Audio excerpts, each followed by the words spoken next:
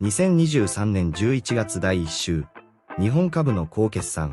好業績だった銘柄を厳選して紹介いたします。ピックアップした銘柄は、売上高、営業利益、経常利益、純利益がすべて前年同期比を上回った企業になります。また同時に、一株利益と配当予想、PER、PBR、配当利回りも合わせて紹介いたします。まず決算の良かった銘柄は、連合、栗本鉄工所、イリソ電子工業、タクミナ、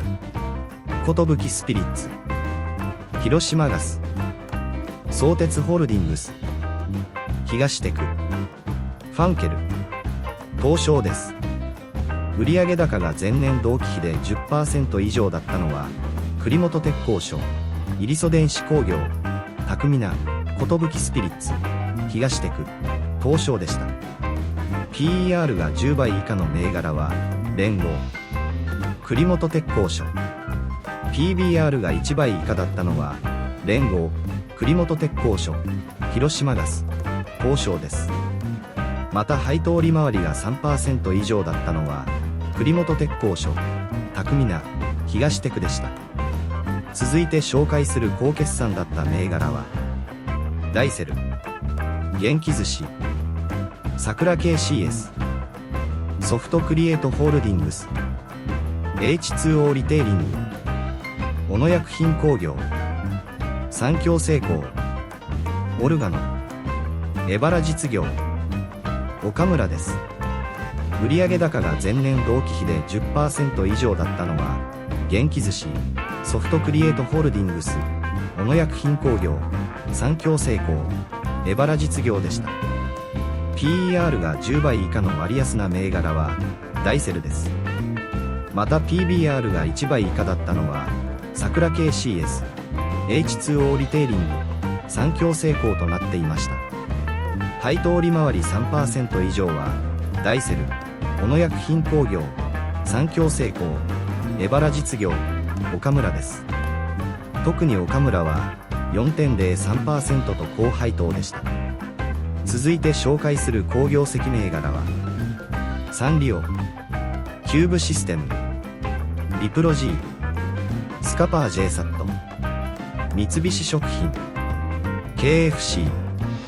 戸上電機製作所、蓬莱、エディオン、富士急行です。売上高が前年同期比で 10% 以上だったのは、サンリオ、キューブシステム、リプロ G、戸上電機製作所、富士急行になります。PER が10倍以下の割安銘柄は、三菱食品、戸上電機製作所。また PBR が1倍以下だったのは、スカパー J サット、KFC、戸上電機製作所、蓬莱、エディオンでした。配当利回り 3% 以上は、三菱食品、KFC、戸上電機製作所となっています。続いて決算の良かった銘柄は、コナミグループ、愛知時計電機、円錐高製糖、FCC、ヤマウホールディングス、品川リフラクトリーズ、GSI クレオス、スバル、大難波、キッコーマンです。売上高が前年同期比で 10% 以上だったのは、円錐高製糖、ヤマウホールディングス、品川リフラクトリーズ、GSI クレオス、スバルでした。PER が10倍以下の銘柄は、愛知時計電機、円錐高製糖、FCC、ヤマウホールディングス、品川リフラクトリーズ、スバル、大難波。また PBR が1倍以下だったのは、愛知時計電機、円錐高製糖、FCC、ヤマウホールディングス、品川リフラクトリーズ、GSI クレオス、スバル、大難波でした。配当利回りが 3% 以上だったのは、FCC、ヤマウホールディングス、品川リフラクトリーズ、GSI クレオス、スバル、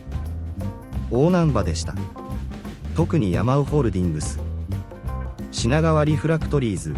GSI クレオスは 4% を超える高配当銘柄でした。最後に、業績の良かった銘柄を紹介します。秘匿診療、東京自動機械製作所、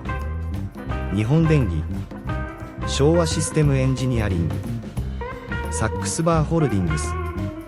TIS、STI フードホールディングス、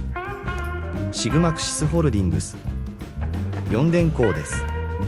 売上高が前年同期比で 10% 以上だったのは、東京自動機械製作所、日本電機、昭和システムエンジニアリング、サックスバーホールディングス、STI フードホールディングス、シグマクシスホールディングスになります。PER が10倍以下の銘柄は、秘匿診療、東京自動機械製作所でした。PBR が1倍以下だったのは、秘匿診療、東京自動機械製作所、サックスバーホールディングス、4電工です。配当利回り 3% 以上だった銘柄は、日本電機、サックスバーホールディングス、4電工でした。以上、日本株の決算情報と割安株、高配当の銘柄分析でした。株式投資の情報収集にお役立てください。